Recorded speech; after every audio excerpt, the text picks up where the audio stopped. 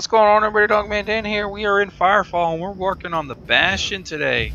Haven't touched the Bastion in so long. I made a number of changes to him. Actually, what I did is pretty much printed up, crafted all new abilities because they weren't at the level that I wanted them to be, or as close to 30 or 32, I should say, as they are now. And I printed up a new weapon and everything. So I'm really good with the Bastion in terms of knowing what abilities I like and how to play. So for me to quickly print them and, you know, to put in modules and such to it is something easy. It doesn't take much thought for me because I've played it for so long. So we're gonna have a little bit of this tower take back going on in the background here while I talk about it and kind of get into detail. So trying to think of different ways to really give you all the information about the Battleframe that I can when I do these episodes, to kind of get people that are interested in learning more about it. Of course, how I play, you know, similar to how I do in other games, and why I set it up with the mod the way I did, or the ability the way I did, that type of stuff.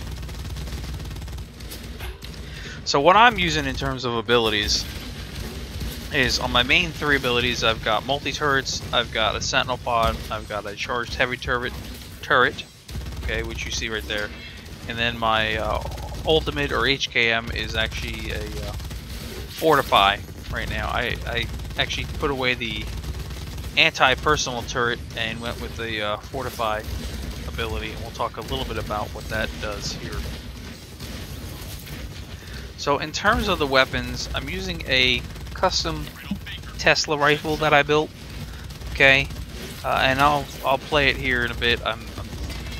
Things are so hectic at this moment that it's easier for me to just use my SMG, but I built a cryo type Tesla rifle.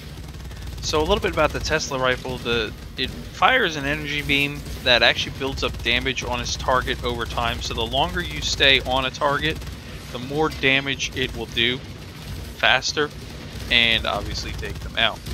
The alternate fire of the weapon will actually either drain energy or can repair, like my deployables or vehicles, so I can repair my turrets if I wanted to.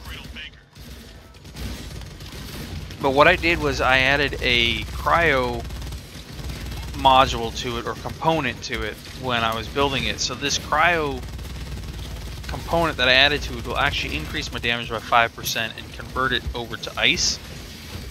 And that ice has a 30% chance per 500 milliseconds to chill the target, which, and you'll see, will actually reduce movement speed and the rate of fire by 15% for 5 seconds.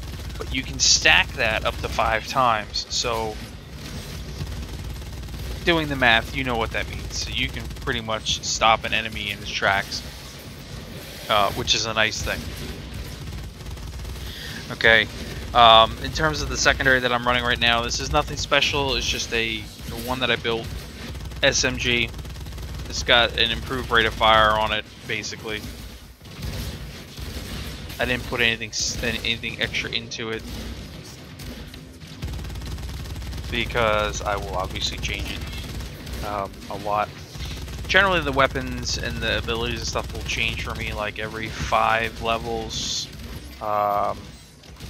just because in terms of the printer and research, I pretty much just open the top level until I get to 40, and then I roll down the 40, and I'll open up all the levels of 40 weapons, so you can get your white, your green, blue, and your purples, and of course purple being, like, you know, sorry, the godly weapon. We'll talk about that. I promise we'll talk about the printer stuff and those things down the road. For the abilities, I am running the multi-turret. What I did with the multi-turret was I've got a deployment module on here, a lasting module, and a strengthened module. So for the deployment module, it's just a basic deployment module, so it adds 1 more turret, so I'm allowed to have 4 turrets out right now. I believe you can get like a maximum of 6 now. Used to be able to get 9 a long time ago, which is something I used to have, but I believe now the maximum is 6. But right now, I've only added one more, so I've dropped 4 multi-turrets at any given time. A lasting module allowing it to increase the duration of the turrets being deployed so they stay out longer. I believe I am looking at a duration of 171 seconds, if I remember correctly. So it's a few minutes, basically, to keep them out there, as long as they don't, you know, take too much damage. And then I have a strengthened module for the duration again on here, because I had so many spare modules just sitting around, so I just filled some up. We'll talk about modules more into detail another time. For the Sentinel Pod, which maybe not everybody knows what the Sentinel Pod is. The Sentinel Pod, it's a deployable that heals other deployables or damages enemies depending upon the targets that are detected. Okay, so I threw on, when I was creating it, a widened area of effect, so my effect radius of the healing of the Sentinel Pod itself is bigger than normal. So it allows me more room to kind of work with.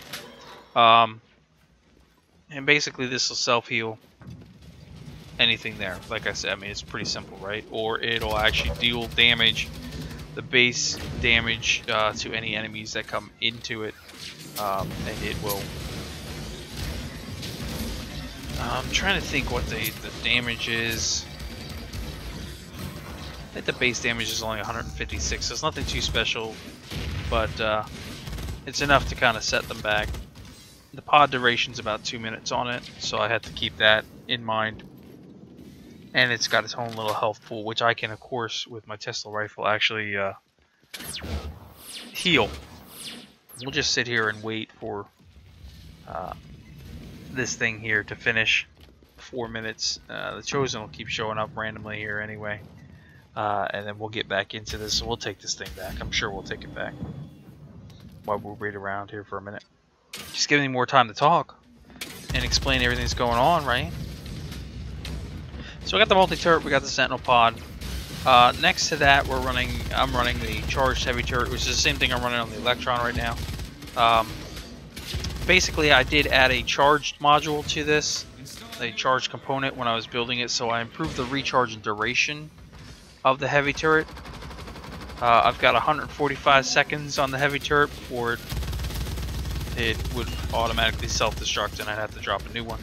If it does have a health pool, it upgrades on its own like the other one does. So it'll upgrade on its own, which when it does upgrade, it'll actually fire faster, target better than when it's in its level 1 state. Its level 2 state, it's much more potent, if you will. I've got a deployment module on this one as well, which means I can actually have 2 of them out on the charged heavy turret, which is my number 3 ability, anytime I want to. So in addition to my 4 multi-turrets, I can also drop 2 charged heavy turrets, which obviously have higher health pools and are more damaging. So that's always good for me to have right now. And then finally, my lasting fortify. As you can see me putting my turrets up on the ceiling. Oh yeah, I didn't mention that. Turrets and Sentinel Pods can go anywhere, which is awesome. So you'll see, and I'll drop one of the actual heavy turrets down over here. But as you can see, find a spot to put this in there. Let me put that right there. There we go. As you see, my little turrets up top, my multi-turrets, will just sit there, and they're healing because of the Sentinel Pod. And every time these Chosen show up, they're going to get hit on pretty hard by these multi-turrets that are just sitting up there. So there's an advantage sometimes to placement. There's a huge advantage to placement. You got to know placement. That's a big thing here, is where you're placing your turrets and how you're placing them down and making sure your Sentinel Pod is available in the right spot to protect these things. Here we go again. I'll just fire my... Let's keep using my SMG for now. The thing with the Tesla rifle is it burns through ammo, so for now I'll just keep using my SMG. Cover me, I'm reloading. It's as simple as that. But now, in terms of the HKM or the ultimate ability here, I've got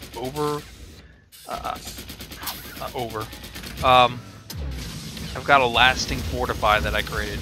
Okay, and I added a lasting module or component to it when I was crafting it, so it just affects the duration. Basically, what the fortify does is it heals all deployables, and they do double damage for that duration. So right now, my damage boost is 50%. Damage, of course, is doubling what it really does. And the duration is only 13 seconds. So 13 seconds is pretty long when these things are knocking out damage from the regular multi-turrets or even the charge turret. Now remember, my heavy turret does base damage of 62 a shot, if I remember correctly. And my multi-turrets are doing a base damage of 45 a shot. So basically, you're doubling all that per shot for 13 seconds. So that's a pretty nice setup on that. Now, talked about perks once or twice before. You know, the different perks that you can put on the battle frames to help enhance them. Innate perks. You can see the healing going on my my stuff, but my sentinel pod's not there, and the turret disappeared because it's been past its duration. But we'll throw some more up there. So let me talk to you about how I have the perks set up on here. As I'm at 32, so I've got a few perks on it. Pretty specific. I always use the first one I always use is the Mammoth perk of Harden, which basically after you take some damage, your armor hardens to reduce the next source of damage by 25%. So there is a cooldown on that, but it's pretty nice to have. And then we start talking about some of the specific ones that I use. So that's a Mammoth ability, and since I've unlocked Mammoth at level 10, I can put that on any of my battle frames. Bastion specific, I've got Hardware Genius on, and this increases the damage dealt to deployables, machinery, and vehicles by 20%. So I can do more damage basically, and so can my own deployables do more damage to those specific things. I've got Overseer, which is another Bastion engineer type of one, which this all repairable deployables near the Bastion become shielded, reducing damage taken by 30%. So if I'm close to my actual deployables, they'll actually get shielded and take less damage. So a lot of times you'll see me pretty close to those deployables, and sometimes you won't, but it's nice to have that feature available. I've got, of course, repairing nanites, which I talked about in my Electron. But the deployables are equipped with self-repairing nanites, regeneration at like 1% per second, and additionally always grants a 5% energy boost to me and any squad mates within 100 meters other than allies within any squad mates within 100 meters and anyone else, you know, that's not in my actual squad within an 8-meter range, if I remember correctly. So it's kind of beneficial all around to everybody. And then I got a Resilient Alloys, I think it was, which increases the health of my non-shielded deployables by 15%. So their health pool is actually raised on my deployables, if that makes sense to you. And I'm also running a Sentinent Armor. Sentinent Armor. Yeah, I can't speak. What the hell? I never could speak. But that's the other perk that I'm running. It's when I'm hit, I automatically adjust my Battleframe armor to reduce damage from that damage type by 20% for 10 seconds. And the armor has an internal cooldown period. But between that and the hardened armor from the Mammoth, kind of works out pretty nicely for me, not taking a lot of damage initially, since he's a pretty squishy Battleframe, if you will. That's a Tesla rifle right there. As you can see, the damage increase as I hit them, more or less. I don't know. Whatever. I'm just thinking off the top of my head here, trying to tell you everything while I'm playing the game. You know what I'm saying? So, hopefully, you learned a little bit about the Bastion. That's it. Nothing good there. yeah, comments, questions below. I'm gonna follow up with another episode. I'm going for the Bronodon King thing because he shows up here shortly based off of the timing, and we'll catch you in that episode and talk a little bit more. Until then, thanks for watching as always. Comments, questions below. I'll catch you guys next time.